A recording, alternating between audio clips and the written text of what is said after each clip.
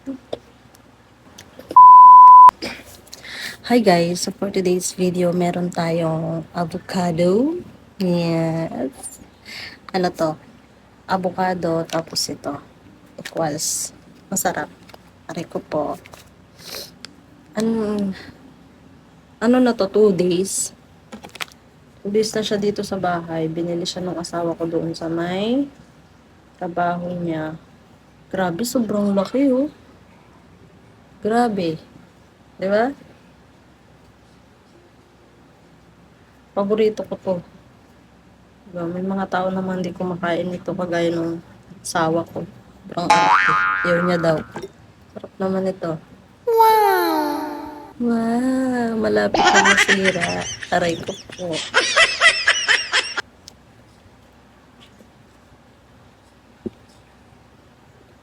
Sarap talaga nito.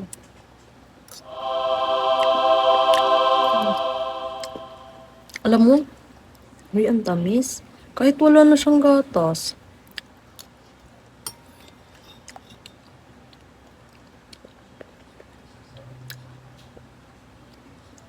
Kasi di ba yung iba nilalagyan ng gatas? Pero pwede naman to siguro. Hindi. Ang tamis, ang sarap. Pag masarap ba, ano dapat reaction? Ang sarap. Hu. Ganon. Aray ko. Ang sarap. Hmm?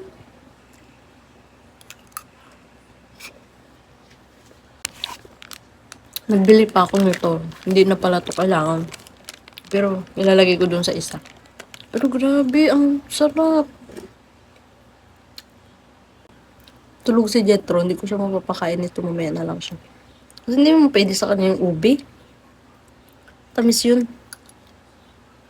Ano siya doon. Mahihirinan.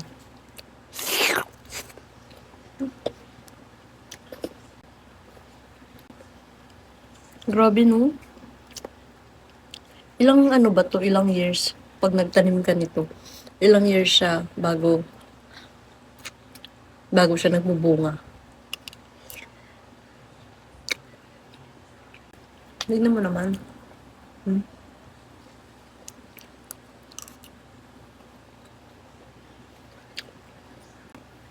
Ayaw to ng asawa ko. Ayaw niya ng lasa.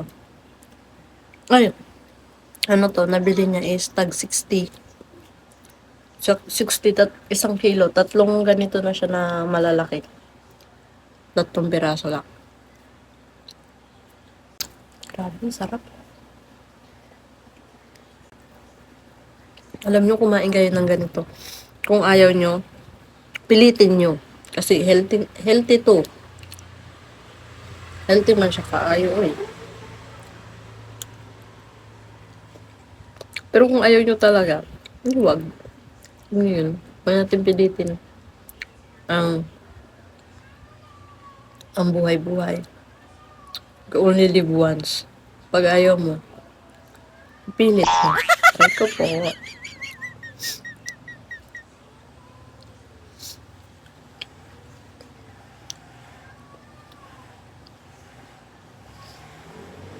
Hindi ko ako nito.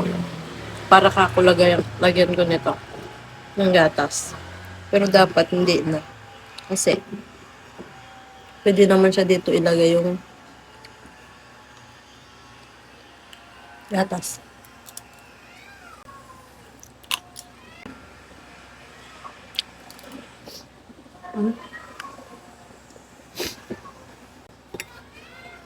Ate kami ni Jetro, mamaya na siya. Mamaya ko na siya kakainin.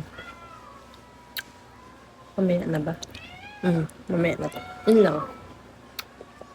Bye. Kain ngayon nitong avocado healthy to. Ilalagay ko dyan yung link sa yellow basket. Mag-check out na kayo. Hindi, walang yellow basket to.